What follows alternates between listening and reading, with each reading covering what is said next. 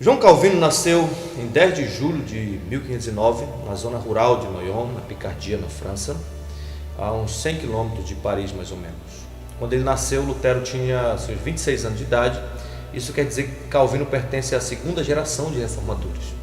Seu pai era um advogado rico, muito ligado ao alto clero da sua terra. Na realidade, ele era um administrador financeiro do bispo católico da diocese de Noyon. Calvino foi criado para ingressar no sacerdócio da Igreja Católica. Por isso, ele foi enviado então a Paris quando ele tinha 14 anos de idade para realizar os seus estudos preparatórios para assumir a sua carreira eclesiástica. Aos 17 anos, Calvino graduou-se em mestre em ciências humanas e ele desenvolveu então uma instrução sólida nos fundamentos da educação clássica, incluindo latim, lógica e filosofia. Lá em Noyon, houve certo desentendimento entre o pai de João Calvino e o bispo da cidade.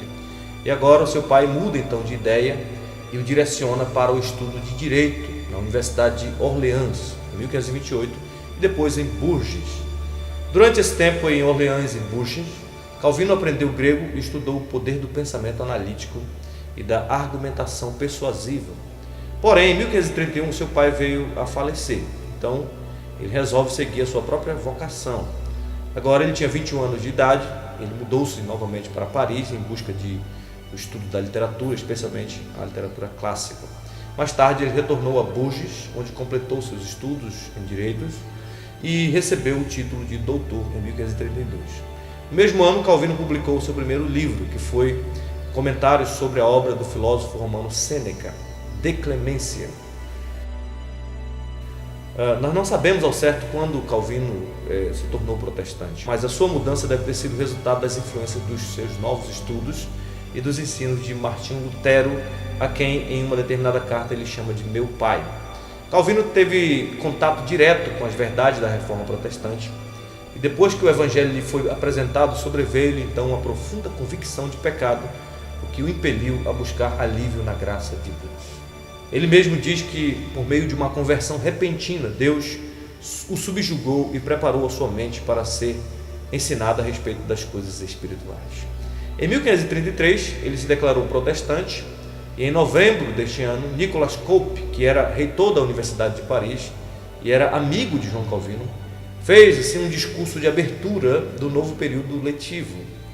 Este discurso foi, na realidade, um apelo por uma reforma baseada no Novo Testamento e um ataque corajoso aos teólogos daqueles dias.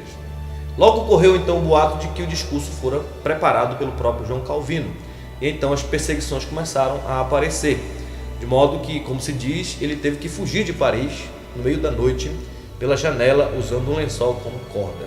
Mas apesar de sua vida inquieta, ele esteve 3 anos na Basileia e foi lá que aos 26 anos de idade ele publicou a sua obra mais importante e que veio a ser a obra mais importante da Reforma Protestante, a Instituição da Religião Cristã, ou as Institutas de Calvino.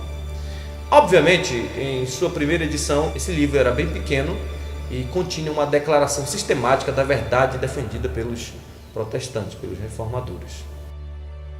Em uma das suas viagens para Estrasburgo, em 1536, Calvino providencialmente mudou de rota, fazendo-se uma volta por Genebra, onde ele pretendia passar apenas uma noite. Naqueles dias, Genebra era uma cidade de cerca de 13 mil habitantes, muito próspera, porém de baixo nível moral. A cidade havia conquistado a sua independência numa guerra contra o seu bispo católico, e agora a cidade se declarava protestante e estava sob a liderança do reformador corajoso Guilherme Farel. Farel sabia que aquela cidade de vida desorganizada necessitava urgentemente de uma obra poderosamente construtiva, tanto no terreno moral como no campo religioso. Mas ele sabia também que ele era incapaz de levar avante essa tarefa sozinho. E sem saber assim meio o que fazer, Farel ouviu a notícia então de que naquela noite o notável reformador francês estava ali na cidade. Farel não hesitou e ele foi procurar João Calvino na certeza de que ali estava o homem mandado pelo próprio Deus para reformar a cidade de Genebra.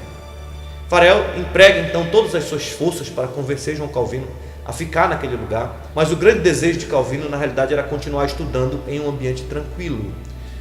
Farel, vendo então que Calvino não lhe dava ouvido, ele lançou uma terrível imprecação contra Calvino, dizendo que o Deus eterno iria amaldiçoar a Calvino se ele se recusasse a atender a esse chamado.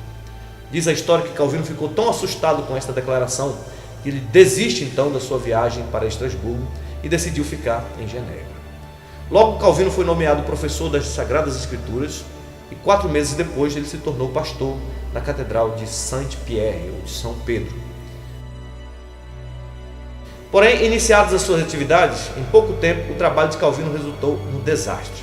Para começar, Calvino e Farel eles redigiram uma confissão de fé e um juramento solene, através do qual eles queriam moldar a vida dos crentes da cidade de acordo com os princípios e os padrões da Escritura Sagrada. Somando a isso, eles proibiram também as pessoas que viviam abertamente em pecado de participarem da ceia do Senhor. E isso resultou então na expulsão deles da cidade em 1538. Calvino passou então 3 anos em Estrasburgo, onde ele pastoreia uma igreja de refugiados franceses e onde ele escreve o seu primeiro comentário da Bíblia, que foi sobre a Epístola aos Romanos. Ali ele publica também a 2ª edição das Institutas e lá ele encontra sua esposa, sua amada esposa Idelete de Bury, que era na realidade viúva de um anabatista e membro da sua congregação. Eles se casam em 1540, Idelete perde uma filha durante o nascimento e deu à luz um filho que morreu 2 semanas após o nascimento também. A própria Idelete depois veio a falecer de tuberculose em 1549, aos 40 anos de idade. Após isso, Calvino não mais se casou e pelo resto da sua vida ele decidiu se dedicar tão somente ao trabalho do Senhor. Em Genebra as coisas iam de mal a pior e o Conselho Municipal de Genebra então insiste agora para que Calvino volte para Genebra. A princípio ele relutou, ele não queria voltar àquela cidade, porque ele considerava um lugar perigoso, onde ele morria diariamente várias vezes, mas depois de muita relutância ele voltou em 1541. Porém, agora na sua volta ele tinha um propósito resoluto, que era tornar Genebra uma cidade cristã modelo, uma comunidade cuja vida fosse pautada e realmente dirigida pela palavra de Deus. Calvino queria que a cidade fosse de tal modo cristianizada que se tornasse uma fonte de inspiração e de poder para o protestantismo em toda parte. Mas para que isso acontecesse, era preciso ensinar a palavra de Deus àquele povo, porque ele acreditava que somente por meio da verdade de Deus é que as coisas poderiam mudar. E por isso, Calvino então torna-se um sustentáculo da verdade, pregando várias vezes aos domingos, em algumas semanas, durante todos os dias, a sua exposição das Escrituras, verso por verso, semana após semana, mesmo dia após dia, faria de Genebra um célebre marco da verdade do Evangelho. Os planos de Calvino para a igreja de Genebra incluíam um ministério educado e cuidadosamente escolhido. Foi assim que ele criou então o ofício moderno do ministro protestante. Ele também cuidou do exercício efetivo da disciplina na igreja por meio do chamado consistório, que era composto dos presbíteros, cujo dever era vigiar a conduta do povo e dos ministros. Calvino também pôs forte ênfase no exercício da misericórdia por intermédio dos diáconos, que cuidavam dos pobres, das viúvas e dos necessitados. Os planos de Calvino quanto à educação foram inspirados por uma convicção de que a verdadeira religião e a educação estão inseparavelmente associadas. Segundo ele, a preservação e a segurança da fé reformada exigiam tanto um povo educado quanto um ministério muito bem preparado e educado. Por isso, ele estabeleceu em Genebra um sistema escolar livre e completo, que culminou com a Academia de Genebra, que recebia muitíssimos estrangeiros vindo de todas as partes da Europa para estudar teologia e voltavam para as suas cidades e países como ministros protestantes, defensores do verdadeiro Evangelho. Em pouco tempo, aquela cidade outrora turbulenta e dissoluta tornou-se notável por sua ordem, por sua cultura, por seu cristianismo ardoroso e pelas condições morais excelentes. Genebra também se tornou uma das cidades de refúgio para aquelas pessoas que eram perseguidas por causa da reforma em seus países e cidades. Para lá iam gente da França, da Holanda, da Alemanha, da Escócia e da Inglaterra, e lá os refugiados encontravam um lar apropriado. Genebra se tornou um lugar de preparo sólido também para os líderes protestantes. Na sua academia e no ambiente da cidade foram preparados ministros, homens devotos a Deus, instruídos e destemidos, que se espalhavam por todas as partes, que voltavam aos seus países de origem, conhecendo plenamente as verdades da reforma. A exemplo disso, nós temos, por exemplo, John Knox, o grande reformador da Escócia e pai do presbiterianismo. Calvino entendia que o evangelho não é uma doutrina de línguas, mas sim de vida. Por isso, o calvinismo veio a ser o mais completo sistema teológico protestante, tendo por princípio básico a soberania de Deus e suas implicações em todas as áreas da vida humana. Nas palavras do reformador John Knox, que foi discípulo de Calvino em Genebra, Calvino fez de Genebra a mais perfeita escola de Cristo na Terra desde os dias dos apóstolos. Mas é bom lembrar também que esses resultados não foram alcançados sem dificuldades. Calvino era um homem fisicamente frágil e tinha muitos opositores. Ele chegou mesmo a enfrentar ameaças de morte, mas mesmo assim ele nunca parou e ele nunca desistiu de pregar. Mas enquanto ele pregava, as muitas dificuldades iam aparecendo. Os libertinos lhe causaram muita dor. Eles praticavam adultério abertamente e ainda assim eles desejavam participar da ceia do Senhor.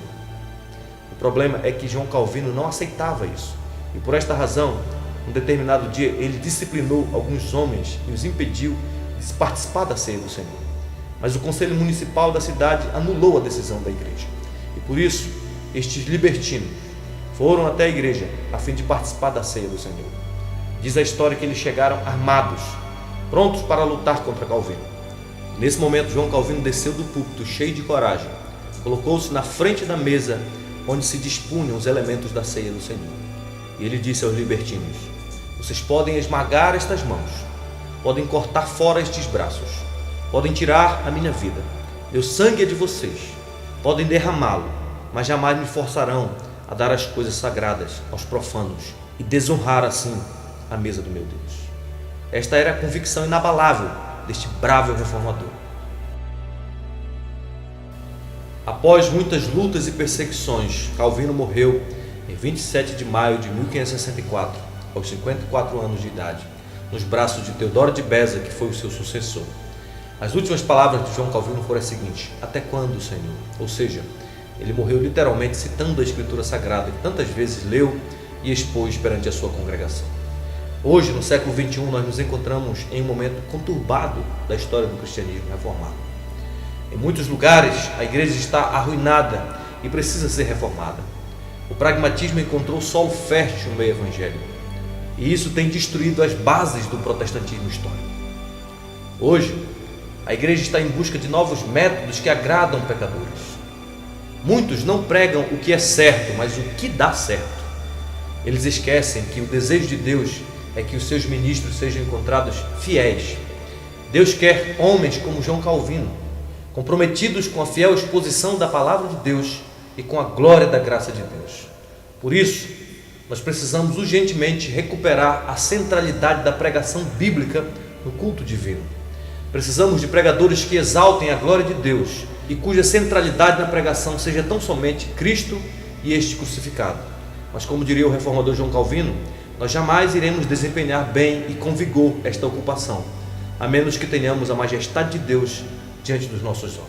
Oxalá que Deus nos levante nesta geração, como homens que pregam somente a Escritura, cujo único objetivo na vida seja a glória de Deus e a edificação da sua igreja. Só lhe deu glória.